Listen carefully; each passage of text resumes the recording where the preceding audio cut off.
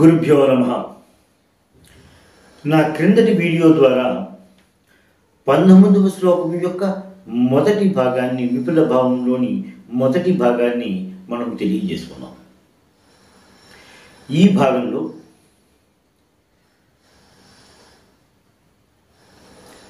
క్లీం అనేటువంటి సంస్కృతము లేక హిందీ భాషలోని అక్షరాన్ని ధ్యానిస్తూ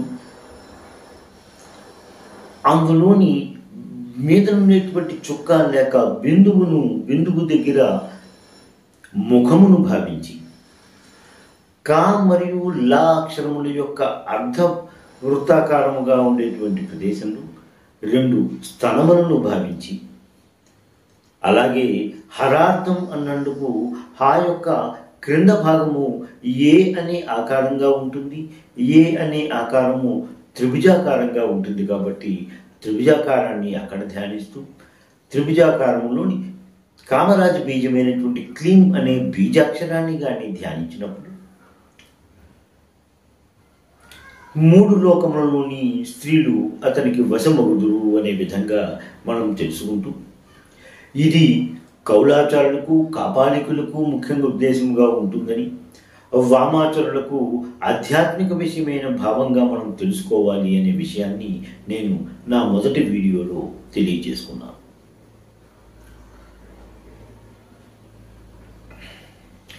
మనలోని శరీరాన్ని నాభి నుండి క్రింద భాగాన్ని పాతాళలోకమని, నాభి నుండి కంఠస్థానం వరకు ఉన్నటువంటి దాన్ని మధ్యలోకముగాను,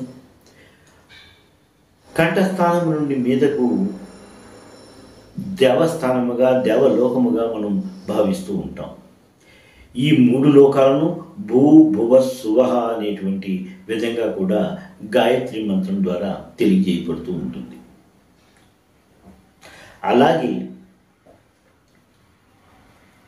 ఈ శ్లోకంలో త్రిలోకి అని చెబుతూ మూడు లోకాలను వ్యాపించి ఉన్నటువంటి అమ్మవారి విరాట్ స్వరూపాన్ని ధ్యానిస్తున్నాము. శంకర భగవత్పాదులు కంఠము నుండి మీద భాగమైనటువంటి దాన్ని శిరస్సును అక్కడ సూర్యుడు ఉన్నట్టుగాను, అగ్నితత్వముతో ఉన్నట్టుగాను, అగ్నితత్వముగా ఉన్నట్టు విధంగాను అది దేవలోకంగా భావిస్తూ, కంఠము నుండి క్రింద భాగాన్ని మత్స్యలోకముగాను, అక్కడ కాస్త పై భాగంలో మత్స్యలోకాన్ని కొంచెం మీదని అంటే స్థన ప్రదేశంలో సూర్య చంద్రుడు ఉన్నట్టుగా భావించి, నాభి నుండి క్రింద భాగాన్ని పాతాళలోకంగాను, అక్కడ ఉత్పత్తి స్థానముగాను గ్రహించినట్టుగా మనం గ్రహించుకుంటున్నాం. పాతాళలోకము అంటే రాక్షస లోకము అంటున్నాము. రాక్షసులు అంటే వాళ్ళకి కామ ప్రవృత్తి ఎక్కువగా ఉన్నవాళ్ళు. కామ ప్రవృత్తి అంటే మన తెలుగులో అయితే కామము అన్నదానికి వేరే భావం వచ్చినా సరే, కామ అన్నదానికి కోరిక అనే భావంగా ఎక్కువగా మనకి సంస్కృతంలో కనిపిస్తూ ఉంటుంది.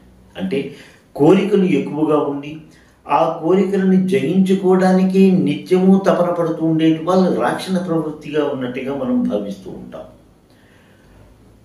అందుకని పాతాళలోకం పోని ఆ కోరికలు ఉండే స్థానంగా కూడా అక్కడ పాతాళలోకాన్ని మనం ధ్యానిస్తూ ఉంటాం.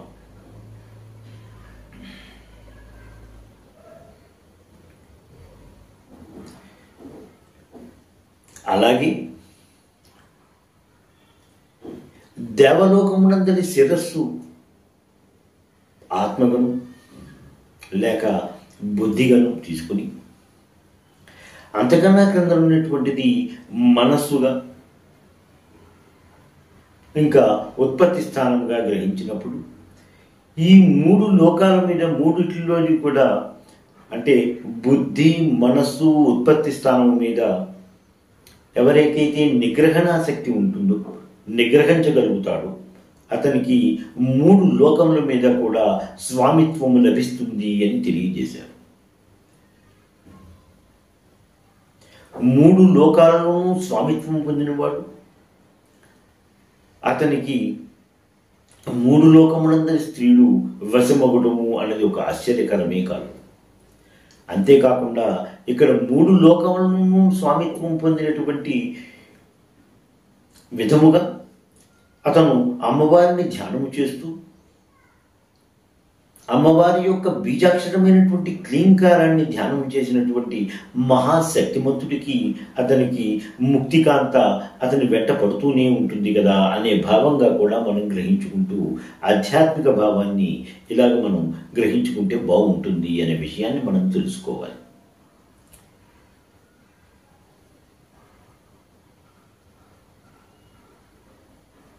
లలితా సహస్రనామాలలోని యోని రూపాయి అనేటువంటి లలితానామము ఈ శ్లోక భావానికి దగ్గరగా ఉన్నట్టుగా మనం అన్వయించుకోవచ్చు. శంకర భగవత్పాదుల్లాగే గణపతి ముని కూడా తన ఉమా సహస్రంలో అమ్మవారి యొక్క విరాట్ స్వరూపాన్ని ధ్యానం చేస్తూ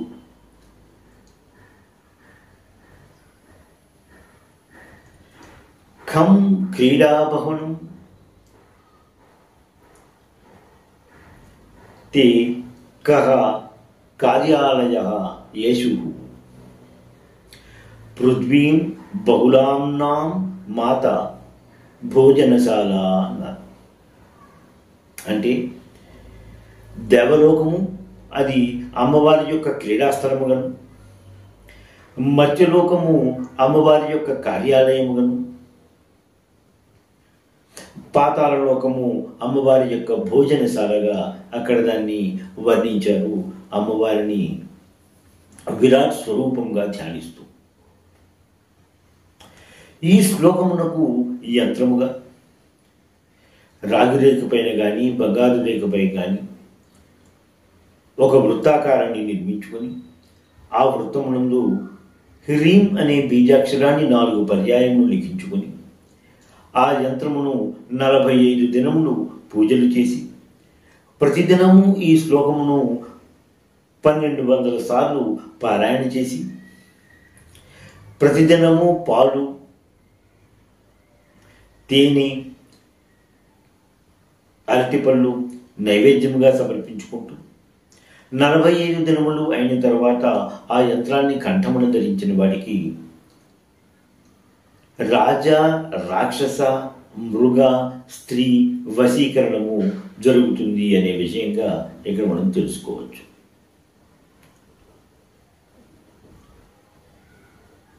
దీనితో 19వ శ్లోకం యొక్క విపుల భావము పూర్తి అయినది. శ్రీమాత్రే నమః. స్వస్తి.